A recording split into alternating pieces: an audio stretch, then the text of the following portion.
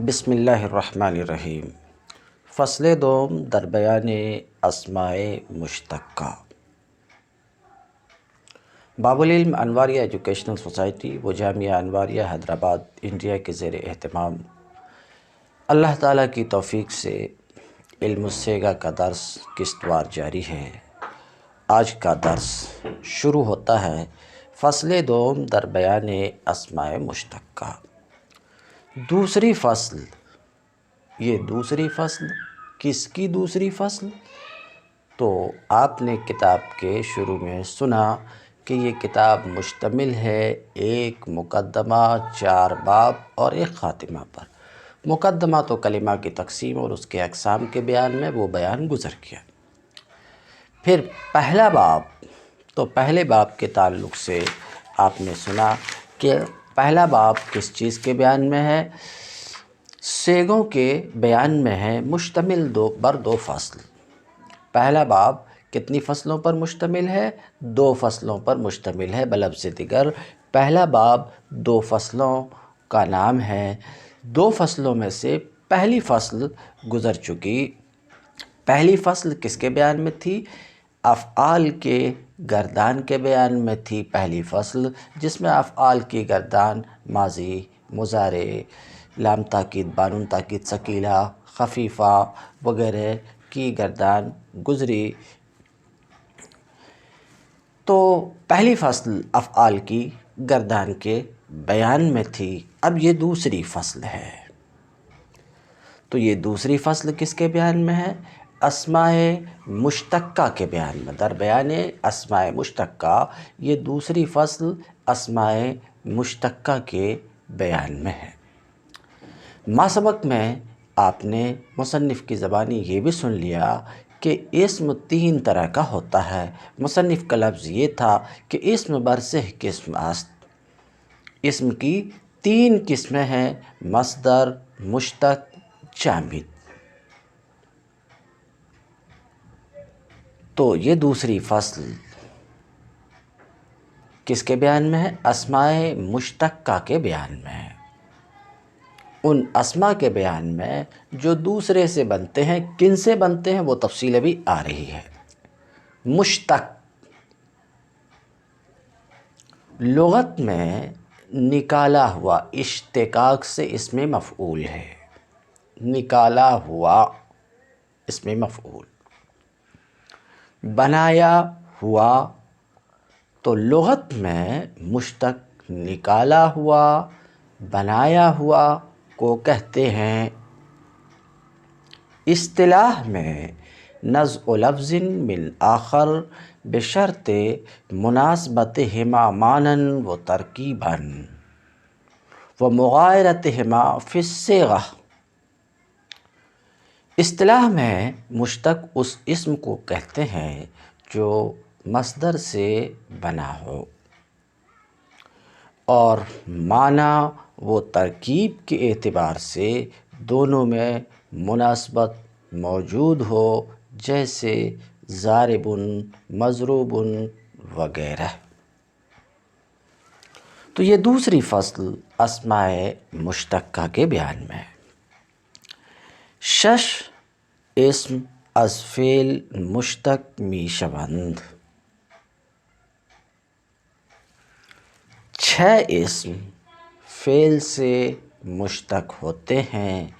تو یہ آپ کہیں گے کہ مصباح اللغات کے شروع میں ہے 10 اسم، بعض دوسری کتاب میں 8 اسم۔ تو مصنف کا یہ بیان ان بیانوں کے مخالف ہے۔ جواب نہیں۔ اسماء مشتقہ 10 ہوں تو اگر کوئی یہ کہے کہ 8 اسماء فعل سے مشتق ہوتے ہیں، 10 تو نہیں ہے، 8 مشتق ہوتے ہیں، یا کوئی کہے 6 مشتق ہیں، کوئی کہے کہ 4 افعال، 4 اسماء فعل سے مشتق ہوتے ہیں، تو ان باتوں میں کوئی تناقض اور تنافی نہیں ہے۔ جب اسماء مشتقہ 10 ہیں تو 6 ہیں ہی۔ 8 ہیں تو 6 ہیں ہی۔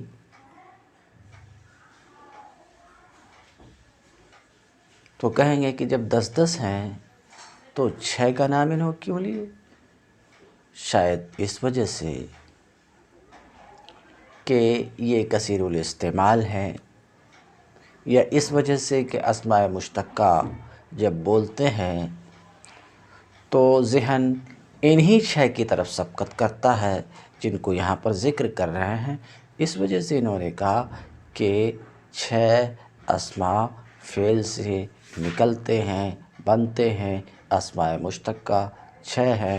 تو واضح رہے اس تصریح میں کہ اسماء مشتقہ 6 ہیں، اور دیگر کتب میں جو تصریح ہیں کہ 10 ہیں، تو دونوں کے درمیان کوئی تنافی نہیں ہے، کوئی تضاد نہیں ہے۔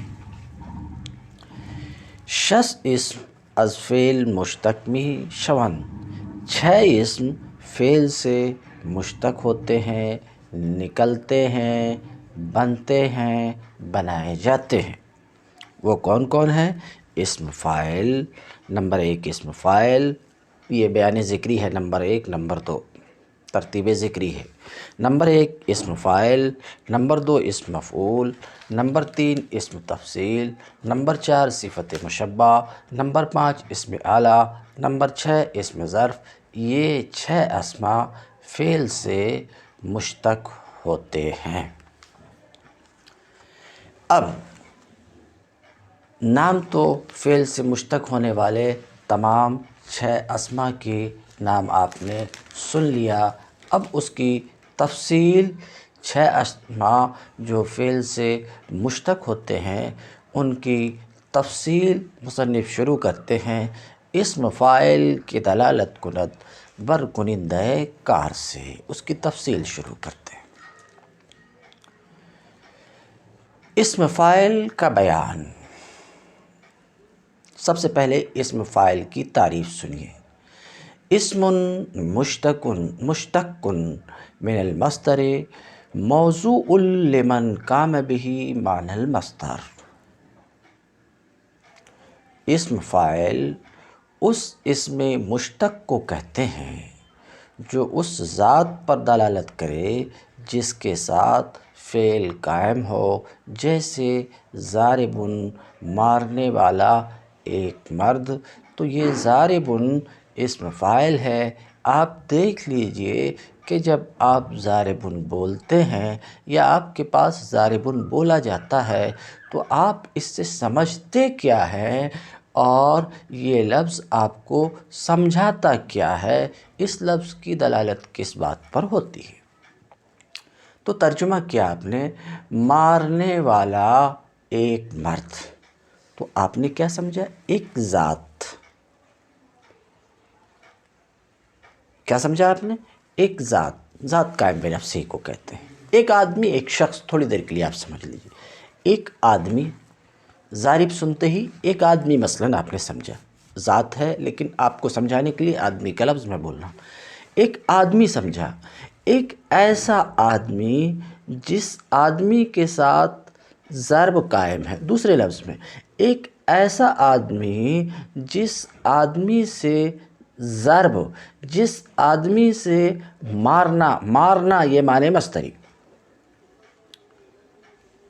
تو آپ نے ضارب سے کیا سمجھا، مثلاً ایک ایسا آدمی جس آدمی سے مارنا یعنی معنی مصدری صادر ہوا ہے، ایک ایسا آدمی جس آدمی کے ساتھ معنی مصدری یعنی ضرب قائم ہے، یہی آپ نے سمجھا۔ تو اسم فاعل کی تعریف آپ کر لیجیے کہ اسم فاعل وہ اسم مشتق ہے، اس اسم مشتق کو کہتے ہیں جو ذات پر دلالت کرے، جو ذات کو بتائے، جس کے ساتھ معنی مصدری، جس کے ساتھ فعل قائم ہو، جس سے فعل صادر ہوا ہو، جیسے ناصر، یہ اسم فاعل ہے کیوں؟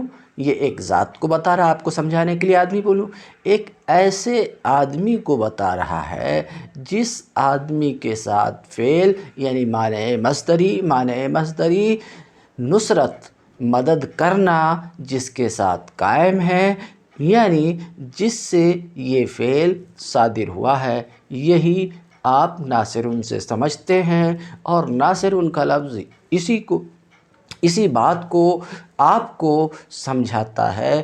تو ناصرun اسم فاعل ہے، تو آپ خود اسم فاعل کی تعریف سمجھ گئے کہ اسم فاعل وہ اسم ہے جو ایسی ذات پر دلالت کرے جس ذات کے ساتھ معنی مصدری قائم ہو،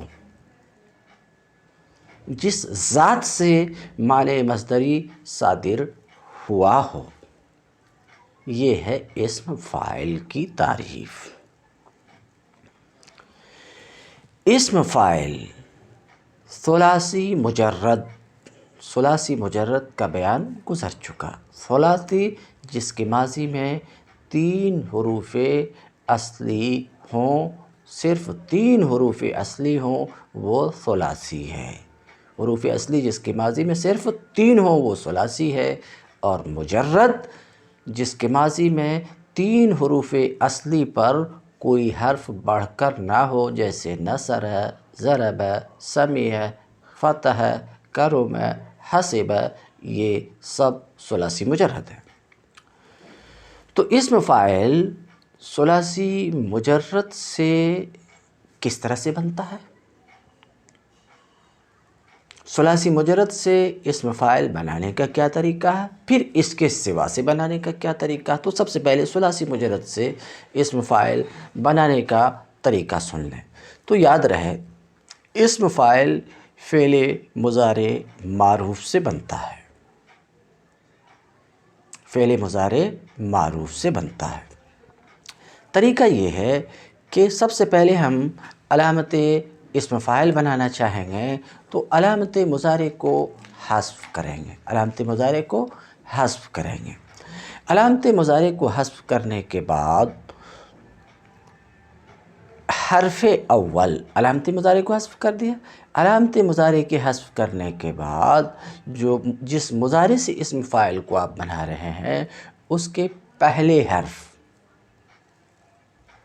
یعنی فا کلمہ، سمجھ رہے ہیں، فا کلمہ کو فتحہ دیں گے۔ تو اول فا کلمہ کو کیا کریں گے؟ فتحہ دیں گے، اور پھر فا اور عین کے درمیان الف فاعل لائیں گے۔ اس کو ذرا لمبا ہو گیا بولنے میں۔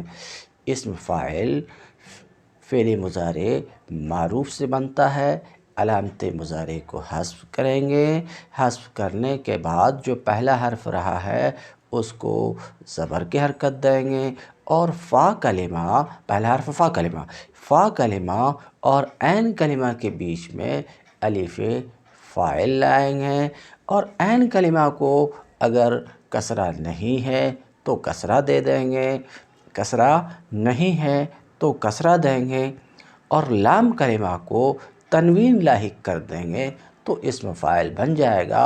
مثلاً یفعل فعل مضارع معروف ہے، اسم فاعل بنانا تو فعل مضارع سے بنانا، علامت مضارع یا کو آپ نے حذف کر دیا۔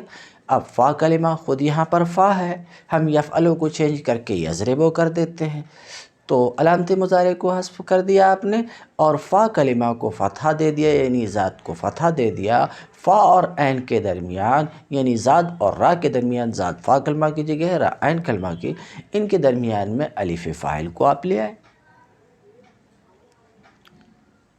الف فاعل کو لائے، عین کلمہ کو کسرہ نہیں ہے تو کسرہ دے دیے، اور لام کلمے میں تنوین بڑھا دیے تو مضارع بن گیا۔ تو یفعل سے یا کو گرایا، فا پر زبر دیا، فا اور عین کے درمیان الف کو لایا تو فاعے ہو گیا، اور آخر میں جو لام کلمہ اس میں تنوین دے دیا فاعل، تو فاعل بنا یفعل سے، جیسے ضارب یضرب سے، سامع یسمع سے، فاتح یفتح سے، وغیرہ۔ یہ تو ثلاثی مجرد سے اسم فاعل بنانے کا طریقہ تھا کہ اس طریقے سے بنائیے، مگر اسم فاعل ثلاثی مجرد کے علاوہ، اسم فاعل ثلاثی مجرد کے علاوہ سے اگر بنانا ہو تو ظاہر سی بات ہے فعل مضارع معروف سے ہی بنے گا، مگر ثلاثی مجرد کے علاوہ کسی بھی باب سے بنانا ہے تو اسی باب کے فعل مضارع معروف سے بنانا ہوگا آپ کو۔ یہ اسی باب کے فعل مضارع معروف سے بنایا جاتا ہے۔ ثلاثی مجرد والی بات تو ہو چکی، اب ثلاثی مجرد کے علاوہ خواہ وہ ثلاثی مزید ہو، رباعی مجرد ہو، رباعی مزید ہو، ان میں سے کسی سے بھی اگر آپ کو اسم فاعل بنانا ہے، کسی سے بھی اسم فاعل بنانا ہے تو ایسی صورت میں آپ کو کیا کرنا پڑے گا؟ ایسی صورت میں آپ کو اسی باب کے فعل مضارع معروف سے بنانا ہوگا، یعنی اسم فاعل غیر ثلاثی مجرد میں بھی اسی باب کے مضارع معروف سے بنایا جاتا ہے۔ اس طرح کہ علامت مضارع کو آپ حذف کریں گے، جیسے کہ ثلاثی مجرد میں آپ نے علامت مضارع کو حذف کیا، اسی طریقے سے ثلاثی مجرد کے علاوہ کوئی بھی باب ہو، اس سے آپ اسم فاعل جب بنانا چاہ رہے ہیں تو علامت مضارع کو کیا کریں گے؟ آپ حذف کریں گے۔ علامت مضارع کو دور کرنے کے بعد علامت مضارع کی جگہ آپ کو میم مضموم لانا ہے۔ علامت مضارع کو آپ نے حذف کیا اور علامت مضارع کی جگہ کیا لائیں گے؟ میم مضموم لائیں گے، اور آخری حرف سے پہلے اگر کسرہ نہ ہو تو کسرہ لگائیں گے، اور اگر ہے تو رہنے دیں گے، اور لام کلمہ میں تنوین لاحق کریں گے۔ مثال کے طور پہ اکرم یکرم غیر ثلاثی مجرد کا ایک باب افعل یفعل ہے، تو باب اکرام سے یعنی باب افعال سے اسم فاعل آپ بنانا چاہ رہے ہیں، تو ظاہر سی بات ہے اس باب سے فعل مضارع معروف یکرم ہے، علامت مضارع یا کو آپ نے گرا دیا، گرانے کے بعد یا علامت مضارع کی جگہ میم مضموم لائیں۔ پھر کیا کرنا؟ آخر کے ماقبل میں کسرہ نہیں ہو تو کسرہ دینا، یہاں آلریڈی ہے، اگر ہے تو ٹھیک ہے، نہیں رہے گا تو دینا ہوگا، اور آخر میں تنوین دے دیں گے تو اسم فاعل بن جائے گا۔ تو طریقہ کیا ہوا؟ اسی باب کے مضارع، جس باب سے اسم فاعل بنانا چاہ رہے ہیں اسی باب کے مضارع معروف سے اسم فاعل بنے گا، علامت مضارع کو حذف کرنا ہے، اور علامت مضارع کی جگہ میم مضموم آپ کو رکھ دینا ہے، اور آخر کے ماقبل کسرہ نہ ہو تو کسرہ دینا ہے، اور آخر میں تنوین لاحق کرنا، اسم فاعل بن جائے گا، جیسے یکرمو سے مکرمن، یجتنبو سے مجتنبن، یستنصرو سے مستنصرن وغیرہ۔ ثلاثی کے مصدر سے یعنی ثلاثی مجرد کے مصدر سے اسم فاعل فاعلن کے وزن پر آتا ہے۔ کس کے وزن پر آتا؟ فاعلن کے وزن پر آتا ہے۔ اجوف ثلاثی سے اسم فاعل فاعلن کے وزن پر آتا ہے، اجوف ثلاثی سے، اجوف کا ذکر گزر چکا جس کے عین کلمے میں حرف علت ہو۔ اجوف ثلاثی سے اسم فاعل فاعل کے وزن پر آتا ہے، لیکن اس کا عین کلمہ واو یا حمزہ میں تبدیل ہو جاتا ہے۔ کیوں ہوتا ہے وہ تو 4-5 سبق کے بعد وہ تفصیل آئے گی انشاءاللہ، مگر ایسا ہوتا ہے کہ حمزہ میں تبدیل ہو جاتا ہے، جیسے قاولن سے قائلن، بائعن سے بائعن، جو اصل میں قاول اور بائع تھے۔ ناقص ثلاثی کے اسم فاعل سے لام کلمہ گر جاتا ہے، جیسے دائن جو اصل میں دائون تھا، رامن جو اصل میں رامیون تھا۔ البتہ جب اس پر لام تعریف داخل ہو یا اس کی اضافت ہو تو اس وقت یا لوٹ آئے گی، کیونکہ جب لام تعریف داخل ہے تو اجتماع ساکنہ نہیں ہوگا۔ یہ تفصیل آئے گی، موٹی سی بات ابھی آپ۔ وہ افعال جس میں حرفت اور پیشہ کا معنی ہو، اس سے اسم فاعل کا صیغہ فعال کے وزن پر آتا ہے، جیسے کہ خیاط سینے والا، خباز روٹی پکانے والا، یعنی درزی اور نان بائی۔ فاعل کا صیغہ کبھی نسبت کے بیان کے لیے بھی آتا ہے، جیسے تامر کھجور والا، لابن دودھ والا۔ اسے فاعل ذی غذا بھی کہتے ہیں، یعنی یہ صیغہ اگر بیان نسبت کے لیے ہو تو اسے فاعل ذی غذا بھی کہتے ہیں۔ اعداد میں، عدد کی جمع اعداد، اعداد میں فاعل کا صیغہ مرتبے کے لیے آتا ہے، جیسے خامس پانچواں، جو عدد کے اس درجے میں ہو، پانچویں درجے میں ہو، پانچواں۔ عاشر دسواں۔ مرکب اعداد میں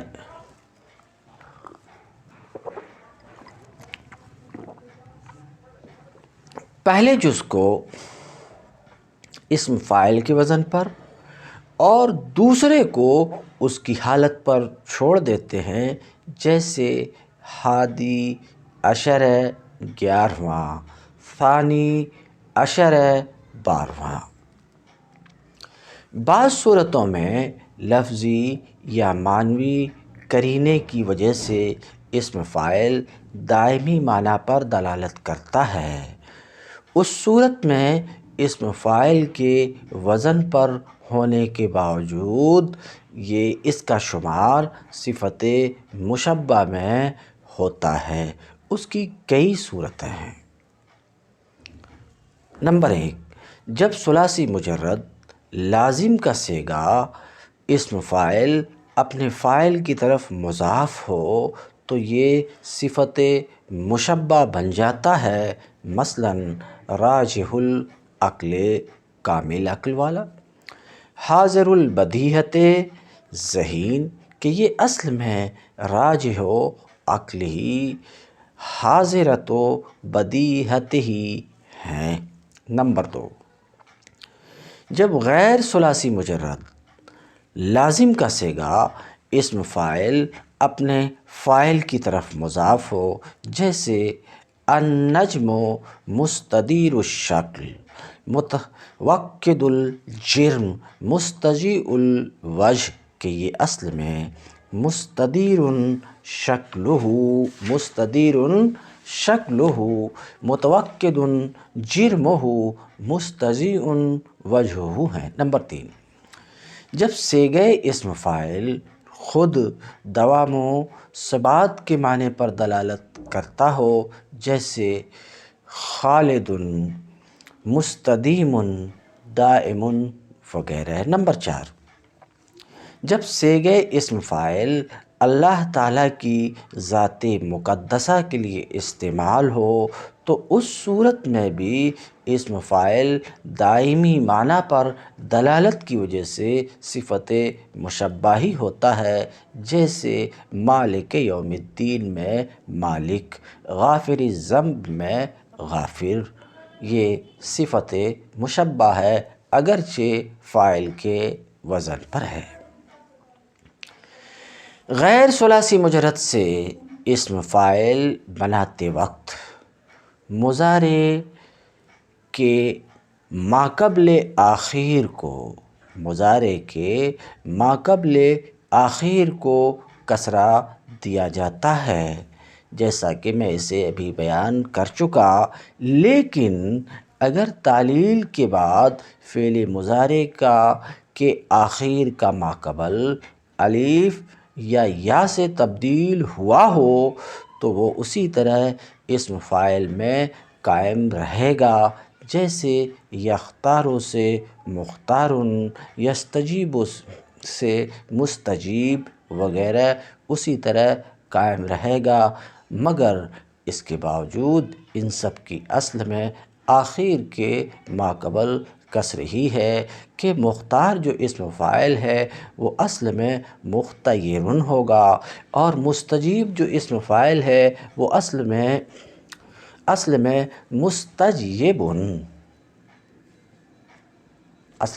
مستجیبن پھر مستجیبن اصل میں کیا تھا وہ ایک دوسری بات ہے، ابھی صرف مجھے یہ دکھلانا ہے کہ بہرحال غیر ثلاثی مجرد میں بھی اسم فاعل، غیر ثلاثی مجرد سے بھی اسم فاعل اگر آپ کو بنانا ہے تو آخر کا ماقبل مکسور ہی رہے گا۔ کہیں کہیں دیکھنے میں ایسا لگے گا کہ مکسور نہیں ہے بلکہ ساکن ہے، تو وہ اس وجہ سے کہ کچھ تعلیل ہوئی ہے، مگر جب آپ اس کی اصل نکالیں گے تو پتہ چلے گا کہ آخر کا ماقبل مکسور ہی ہے۔ کچھ افعال ایسے ہیں جن سے اسم فاعل بروزن اسم مفعول آتا ہے، جیسے یصحب سے مصحبن، یحسن سے محسن، یلفظ سے ملفظ۔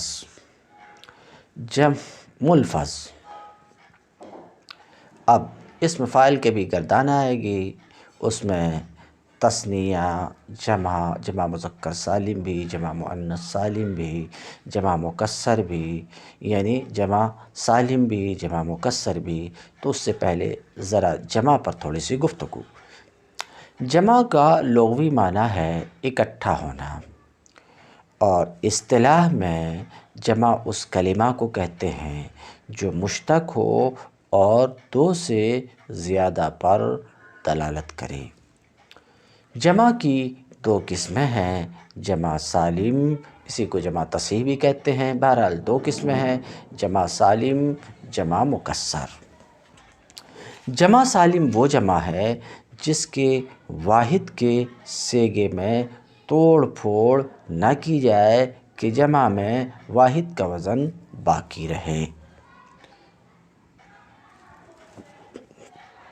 بلکہ واحد کے صیغے کے آخر میں زیادتی کر کے جمع کا معنی حاصل کیا جائے، جیسے فاعل سے فاعلون، فاعل سے فاعلین۔ واحد کا وزن باقی ہے، ٹوٹ پھوٹ نہیں ہے، آخر میں واو نون یا یا نون زیادہ کر کے جمع کا معنی حاصل کر لیا گیا ہے۔ جمع مکسر اسے کہتے ہیں جس کے واحد کے صیغے میں کوئی توڑ پھوڑ کی جائے۔ جمع سالم کی دو قسمیں ہیں، جمع مذکر سالم، جمع مؤنث سالم۔ جمع مذکر سالم وہ ہے جس کے آخر میں واو اور نون ہو، خواہ اس کا مفرد مذکر ہو جیسے مسلمون، یا مؤنث ہو جیسے اردن سے اردون۔ اور جمع مؤنث سالم وہ ہے جس کے آخر میں الف اور تا ہو، اس کا مفرد خواہ مذکر ہو جیسے مرفوع سے مرفوعات، یا مؤنث ہو جیسے مسلمۃ سے مسلمات۔ اسم فاعل کے دلالت کند پر کنندہ کار۔ مصنف اپنی اس عبارت سے اسم فاعل کی تعریف کر رہے ہیں اور میں آپ کے سامنے رکھ چکا۔ اسم فاعل وہ اسم مشتق ہے جو کام کرنے والے کو بتائے۔ اسم فاعل وہ اسم مشتق ہے جو ایسی ذات کو بتائے جس ذات کے ساتھ فعل قائم ہو، جس ذات سے معنی مصدری صادر ہو، جیسے ضاربٌ۔ کہتے ہیں الثلاثی مجرد مطلقاً بر وزن فاعل آیت. اسم فاعل ثلاثی مجرد سے، ثلاثی مجرد ابھی بیان کر چکا، اسم فاعل ثلاثی مجرد سے مطلقاً فاعل کے وزن پر آتا ہے. مصنف نے میں یوں کہا تھا اسم فاعل ثلاثی مجرد سے فاعل کے وزن پر آتا ہے. مصنف نے مطلقاً کی قید لگائی کچھ الفاظ کو اسم فاعل سے نکالنے کے لیے کہ لوگ سمجھتے ہیں کہ وہ اسم فاعل ہے، حالانکہ حقیقت میں اسم فاعل نہیں ہے، کیونکہ ثلاثی مجرد سے ان کے نزدیک اسم فاعل کا صرف ایک ہی وزن ہے اور وہ فاعل ہے. تو مطلقاً کی قید، یہ جو مصنف نے اس قید کا اضافہ کیا، یہ سقیم مریض جیسے لفظ سے بچنے کے لیے کہ یہ سقیم مریض اسم فاعل میں مستعمل ہیں، حالانکہ یہ فاعل کے وزن پر نہیں ہے. تو ان کو نکالنے کے لیے کہ یہ جو اسم فاعل میں مستعمل ہیں یہ مجازاً مستعمل ہیں، سمجھ رہے ہیں، یہ سیغے سقیم اور مریض حقیقت میں اسم فاعل نہیں ہے، بلکہ یہ حقیقت میں صفت مشبہ ہیں، جس کا بیان آگے ایک صفحے کے بعد، 1 سے 1.5 صفحے کے بعد اس کا بیان آ رہا ہے. اگلے صفحے کے آدھے صفحے کے بعد صفت مشبہ کا بیان آ رہا ہے. تو حقیقت میں یہ اسم فاعل نہیں ہیں. ان جیسے الفاظ کو اسم فاعل سے نکالنے کے لیے انہوں نے مطلقاً کی قید بڑھایا اور تصریح کر دی کہ اسم فاعل کا ثلاثی مجرد سے مطلقاً ایک ہی وزن ہے اور وہ فاعل ہے. یہ ان کا اپنا مذہب ہے. بحث اسم فاعل. فاعل، فاعلان، فاعلین، فاعلون، فاعلین، فاعلۃ، فاعلتان، فاعلتین، فاعلات. سن چکے ثلاثی مجرد سے اسم فاعل کا وزن فاعل ہے. اب اس کی گردان. فاعل، ایک کرنے والا مرد، صیغہ واحد مذکر، بحث اسم فاعل.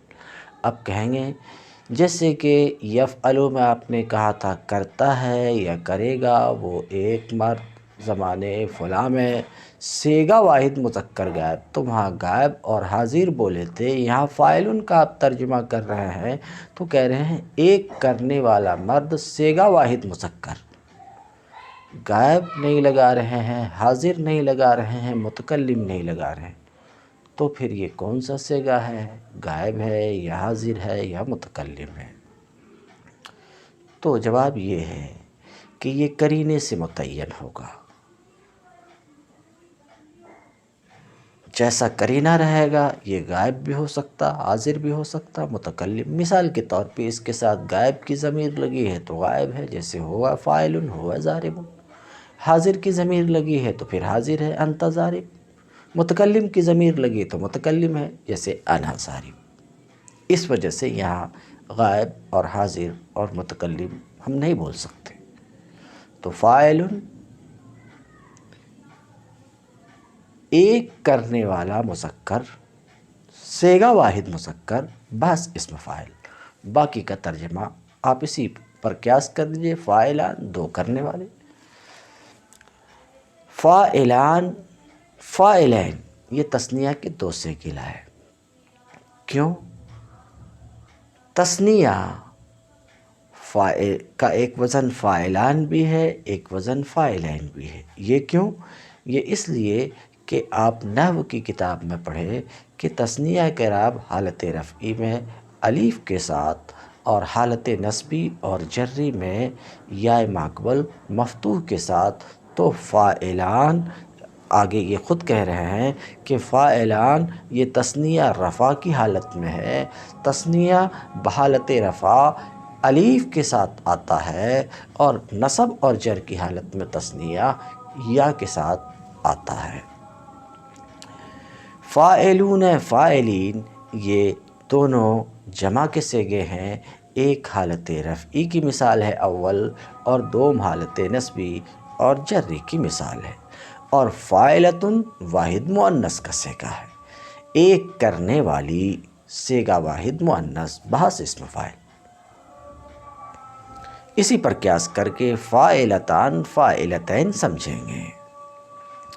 کہتے ہیں تثنیہ بحالت رفع، تثنیہ رفع کی حالت میں الف کے ساتھ آتا ہے، یعنی فاعلان، جیسے کہنا ہے ہما فاعلان، ضاربان، جیسے آپ کو کہنا ہے جاءنی ضاربان، تو کیا کہیں گے؟ ضاربان، الف کے ساتھ۔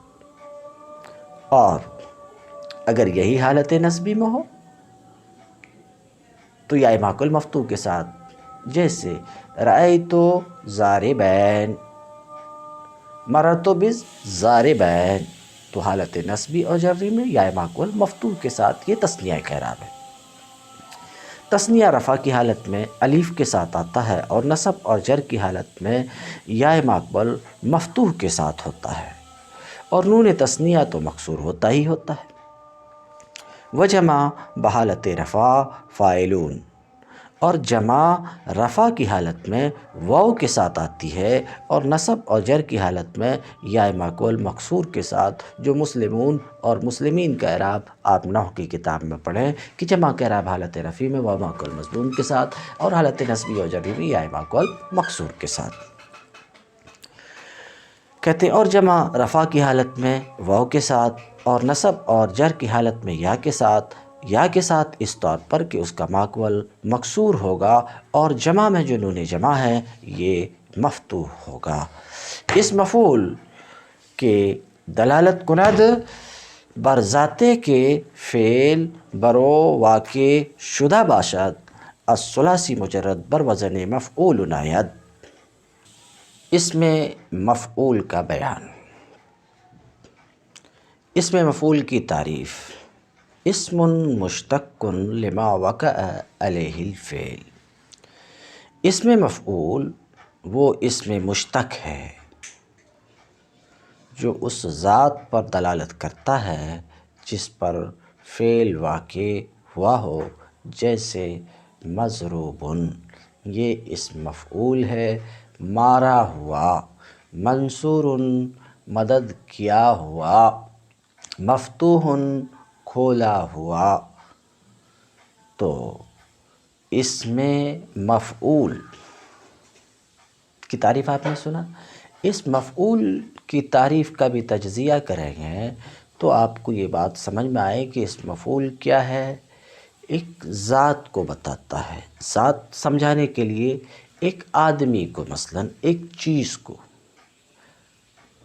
آدمی ہی ضرور، ذات قائم بنفسی کو کہتے ہیں، آدمی بھی قائم بنفسی، آدمی اس کا فرد ہے، تفہیم کے لیے آدمی میں بولا۔ تو اس مفعول ایک ذات کو بتاتا ہے۔ کیسی ذات کو؟ ایسی ذات کو جس ذات پر فعل واقع ہوا ہے، جیسے مضروبن، ایک چیز یا ایک آدمی، تھوڑی دیر کے لیے ایک آدمی، جس آدمی پر فعل ضرب واقع ہوا ہے، یعنی وہ آدمی جس پر پٹائی پڑی ہے، ضرب کا فعل واقع ہوا ہے۔ تو اس مفعول وہ اسم ہے جو ایسی ذات کو بتائے جس پر فعل واقع ہوا ہو۔ یہ تو اس مفعول کی تعریف تھی۔ واضح ہے جیسے کہ اسم فاعل میں آپ نے دیکھا کہ اسم فاعل فعل مضارع سے بنتا ہے، ٹھیک اسی طریقے سے اسم مفعول بھی فعل مضارع سے بنتا ہے، مگر فرق دونوں میں صرف اتنا ہے کہ اسم فاعل فعل مضارع معروف سے بنتا ہے، اور اسم مفعول فعل مضارع مجہول سے بنتا ہے۔ تفصیل ابھی انشاءاللہ آئے گی۔ ثلاثی مجرد کے ابواب میں اسم مفعول ثلاثی مجرد کے ابواب میں اسم مفعول مفعول کے وزن پر آتا ہے، یعنی جب اسم مفعول کو فعل مضارع مجہول سے بنائیں گے تو علامت مضارع کو علامت مضارع یا کو حذف کر کے اس کی جگہ میم مفتوح لائیں گے۔ ثلاثی مجرد سے کیسے بنانا ہے؟ فعل مضارع مجہول سے بنانا ہے، فعل مضارع مجہول سے بنانا ہے، علامت مضارع یا کو حذف کریں گے، اس کی جگہ میم مفتوح لائیں گے۔ بات ثلاثی مجرد کی چل رہی، کیا لائیں گے؟ میم مفتوح لائیں گے۔ عین کلمہ کو ضمہ دیں گے، عین کلمہ کو کیا کریں گے؟ ضمہ دیں گے، اور عین اور لام کے درمیان واو مفعول لائیں گے۔ کیا لائیں گے؟ واو مفعول لائیں گے، اور آخر میں اعراب جاری کریں گے، جیسے یضرب سے مضروب، تو یضرب سے مضروب، یفعل یفعل یفعل سے مفعول، تو کیا کیا ہم نے؟ مضروب اسم مفعول ہے، ثلاثی مجرد سے ہے، تو فعل مضارع مجہول سے بنانا ہوگا آپ کو۔ اس کا فعل مضارع مجہول یضرب ہے، علامت مضارع یا کو آپ نے گرا دیا، یہ علامت مضارع کی جگہ ثلاثی مجرد میں بات ہو رہی ہے، میم مفتوح اس کے شروع میں لایا، تو اب مض ہو گیا،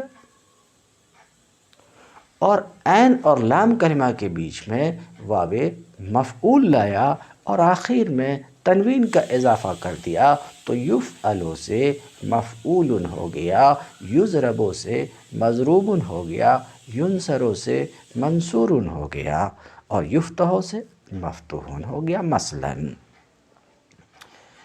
یہ تو ثلاثی مجرد سے اسم مفعول بنانے کا طریقہ۔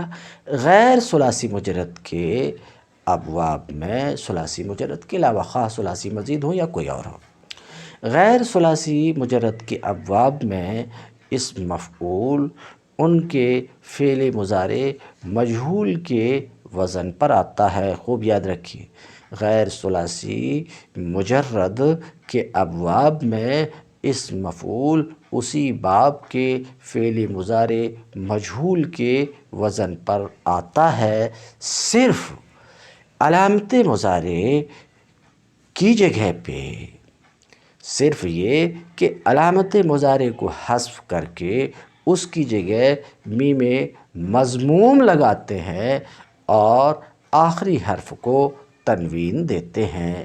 تو آپ نے پوچھا اسم مفعول کس سے بنتا ہے، کیسے بنتا ہے؟ تو ہم نے کہا اسم مفعول فعل مضارع مجہول سے بنتا ہے۔ کس جواب ہو گیا؟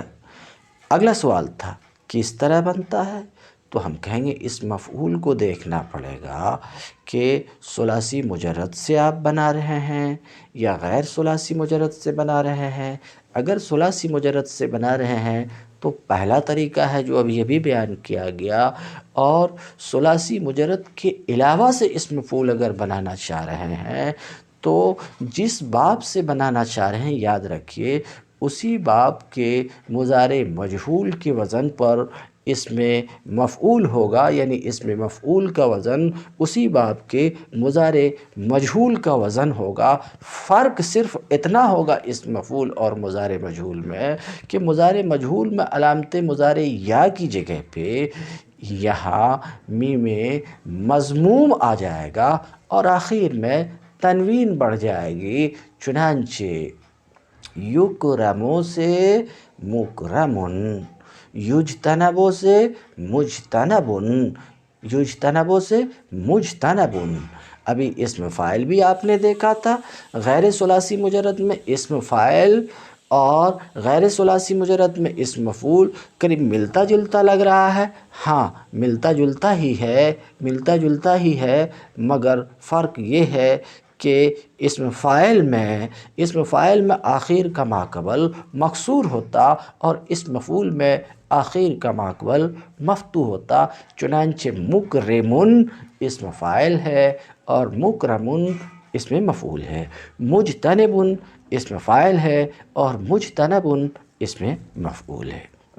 پھر سے اس کو آپ پڑھ لیجئے ایک بار۔ غیر ثلاثی مجرد کے ابواب میں اسم مفعول ان کے فعل مضارع مجہول کے وزن پر آتا ہے، صرف علامت مضارع کو حذف کر کے اس کی جگہ میم مضموم لگا دیتے ہیں اور آخری حرف کو تنوین دیتے ہیں، جیسے یکرم سے مکرمن۔ غیر ثلاثی مجرد کے اسم مفعول میں آخری حرف سے پہلے حرف پر کبھی فتحہ ظاہر ہوتا ہے، جیسے مکرمن میں آخری حرف سے پہلے والے حرف را پر فتحہ ظاہر ہے، یہی حال مجتنبن میں فتحہ ظاہر ہے، مستنصرن میں فتحہ ظاہر ہے، اور کبھی یہ فتحہ مقدر ہوتا ہے مگر ہوتا ہے، جیسے مستعان۔ آخر کے ماقبل الف دکھ رہا ہے، فتحہ یہاں ہے مقدر ہے، کیونکہ جب اس کی اصل نکالیں گے تو مستعون نکلے گی، اور مستعون میں آخر کے ماقبل واو پر فتحہ ہے کہ یہ اصل میں مستعون اور مقتول تھے، صرفی قاعدے کی وجہ سے واو کو الف سے بدلا گیا ہے۔ وہ قاعدہ ابھی معطل کے 26 قواعد میں آئیں گے، قواعد کے ذیل میں آئیں گے۔ اسم مفعول جیسا کہ میں آپ کو بتا چکا، دو چیزوں پر اس کی دلالت ہوتی ہے، ایک معنی مصدری، دوسرے اس ذات پر جس پر یہ معنی مصدری واقع ہو، جیسے مضروب۔ دو چیزوں پر دلالت کرتا، ایک ضرب پر اور دوسرے اس ذات پر جس پر ضرب واقع ہوا ہے۔ اسم مفعول الگ چیز ہے اور مفعول الگ چیز ہے۔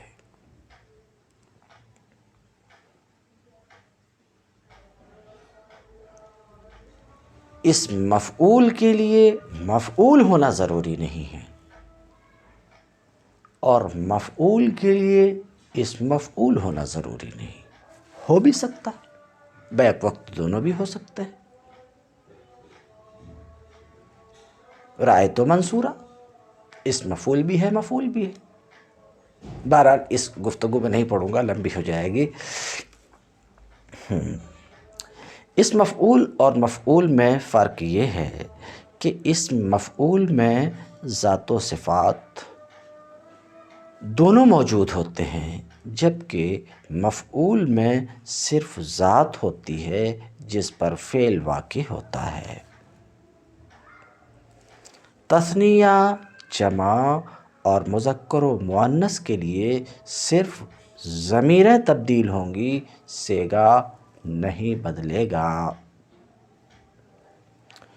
اسم مفعول کی دلالت اپنے معنی پر میں اشارہ کر چکا ہوں، اس مفعول کی دلالت اپنے معنی پر قرینے کے بغیر صرف زمانے حال تک محدود ہوتی ہے۔ اس کا تعلق نہ تو ماضی کے ساتھ ہوتا، نہ مستقبل کے ساتھ ہوتا ہے، اور نہ دوام کا فائدہ دیتا ہے، جیسے منصور۔ البتہ اگر کوئی قرینہ موجود ہو تو اس صورت میں زمانے ماضی، حال، مستقبل یا دوام پر دلالت ہوگی۔ جیسے یوں بولا جائے ہوا منصور امسے، تو امسے کا قرینہ زمانے ماضی پر دال ہے۔ جیسے یوں بولا جائے ہوا منصور غداً، جیسے یوں بولا جائے ہوا منصور کل یوم، تو ان جملوں میں امسے زمانے ماضی پر دلالت کا قرینہ ہے، جبکہ غداً زمانے مستقبل پر دلالت کا قرینہ ہے، اور کل یوم دوام پر دلالت کا قرینہ ہے۔ بعض صیغے مفعول کے وزن پر تو نہیں ہوتے، لیکن ثلاثی مجرد کے اسم مفعول کا معنی دیتے ہیں۔ یہ صیغے ذات اور معنی پر دلالت کرنے میں مفعول کے نائب ہوتے ہیں، چنانچہ یہ صیغے سماعی ہیں، سننے پر ان کا دار و مدار ہے، ان کے لیے کوئی قاعدہ کلیہ نہیں ہے، اور وہ یہ ہے: فعیل جو مفعول کے معنی میں ہے، جیسے کہ کحیل بمعنی مکحول، سرما ڈالا ہوا۔ فعل جیسے کہ ذبح بمعنی مذبوح، ذبح کیا ہوا۔ فعل جیسے کنس بمعنی مکنوس، شکار کیا ہوا۔ فعلۃ جیسے غرفۃ، مزغۃ، اکلۃ، مغروفۃ، ممزوغۃ، ماکولۃ کے معنی میں ہیں۔ بعض صیغے مفعول کے وزن پر عرب سے مسموع ہیں جو کہ اسم مفعول نہیں ہیں بلکہ مصادر ہیں، لیکن مفعول کے وزن پر آئے ہیں، جیسے میسور، معصور، مفتون، معقول۔ یہ یسر، عسر، فتنۃ، عقل کے معنی میں ہیں۔ مضاف کے باب مفعلت، باب تفاعل اور افتعال کے اسم فاعل اور اسم مفعول کے صیغے ایک جیسے ہوتے ہیں، جیسے مماد، متماد، ممتد۔ اسی طرح اجوف کے باب افتعال سے اسم فاعل اور مفعول کے صیغے ایک جیسے ہوتے ہیں، جیسے مقتال۔ اسم مفعول فعل مجہول کا کام کرتا ہے۔ اگر ایک مفعول کی طرف متعدی ہو تو نائب فاعل کو رفع دیتا ہے، جیسے المفقود مالہ حزین۔ اور اگر اس مفعول دو مفعول کی طرف متعدی ہو تو مفعول بہ کو نصب دیتا ہے، جیسے الممنوع جائزۃ مسرور۔ فعل کی طرح اس مفعول کے ساتھ بھی جار مجرور متعلق ہو سکتے ہیں، جیسے المعطوف علیہ معتذر۔ اس مفعول پر داخل ہونے والا الف لام اسم موصول کا معنی دیتا ہے، لہٰذا المفقود مالہ کے بجائے الذی فقد مالہ بھی کہا جا سکتا ہے۔ اسم مفعول کے دلالت کند بر ذاتے کہ فعل برو واقع شدہ باشد۔ مصنف اپنی اس عبارت سے اس مفعول کی تعریف کر رہے ہیں جو میں آپ کے سامنے رکھ چکا۔ اسم مفعول وہ اسم مشتق ہے جو ایسی ذات کو بتائے، ایسی ذات پر دلالت کرے جس ذات پر فعل واقع ہوا ہو، ایسی چیز کو بتائے جس چیز پر فعل پڑا ہو۔ اسم مفعول وہ اسم مشتق ہے جو ایسی ذات کو بتائے جس پر فعل واقع ہوا ہو۔ از ثلاثی مجرد بر وزن مفعول آید۔ اسم مفعول ثلاثی مجرد سے مفعول کے وزن پر آتا ہے۔ اس سے پہلے اسم فاعل کی بات ہو رہی تھی تو مصنف نے کہا تھا از ثلاثی مجرد مطلقاً بر وزن فاعل آید۔ وہاں مطلقاً کی قید لگائے تھے اور یہاں مطلقاً کی قید نہیں لگائے، تو اس کا مطلب یہ ہے کہ کچھ ہے، یعنی مصنف اس بات کو تسلیم کرتے ہیں کہ ثلاثی مجرد سے عام طور پہ زیادہ سے زیادہ، اکثر 99% بلکہ اس سے بھی زیادہ اس مفعول کے وزن پر اسم مفعول مفعول کے وزن پر آتا ہے، مگر قلیل طور پر مفعول کے سوا کچھ اور اوزان پر بھی اسم مفعول ثلاثی مجرد سے آ جایا کرتا ہے۔ فعیل کے وزن پر فاعل، کبھی اسم مفعول فعیل کے وزن پر آتا ہے، کبھی فاعل کے وزن پر آ جاتا ہے، اور کبھی فعول کے وزن پر بھی آتا ہے۔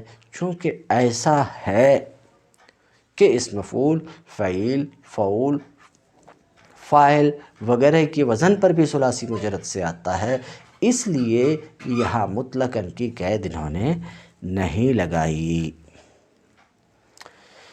تو اسم مفعول فعیل کے وزن پر بھی آتا، جیسا کہ حدیث میں ہے من قتل قتیلا، تو قتیل یہ فعیل کے وزن پر ہے، فعیل کے وزن پر ہے، اور یہ اسم مفعول ہے، مگر اسم مفعول یہاں مفعول کے وزن پر نہیں ہے، بلکہ قتیل بروزن فعیل ہے۔ اسی طریقے سے اللہ تعالیٰ کے قول من ماء دافق، میں دافق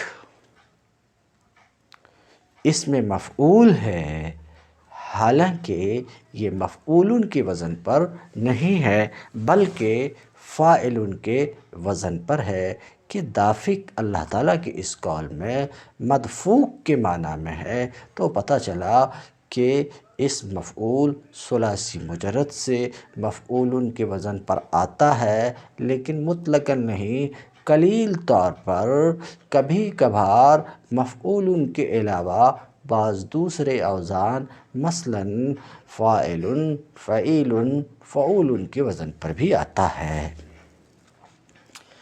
بحث اسم مفعول، باقی باتیں جو پہلے بیان کر چکا ہوں وہ یہاں پر بھی ذہن میں رکھیے گا۔ بحث اسم مفعول، مفعول، مفعولان، مفعولین، مفعولون، مفعولین۔ مفعول ایک کیا ہوا مرد، صیغہ واحد مذکر۔ بحث اسم مفعول، مفعولان دو کیے ہوئے صیغہ تثنیہ مذکر حالت رفعی کی میں، اور مفعولین حالت نصبی اور جری میں۔ اسم فاعل میں جو گفتگو کیا ہوں وہ اپنے ذہن میں حاضر لا کر یہاں سمجھ لیجیے۔ مفعولون سب کیے ہوئے مذکر، مفعولین، مفعولون حالت رفعی میں مفعولون، اور حالت نصبی اور جری میں مفعولین۔ مفعولۃ ایک کی ہوئی، اسی پر باقی سب کو قیاس کر لیں۔ تم الدرس، وآخر دعوانا الحمد للہ رب العالمین۔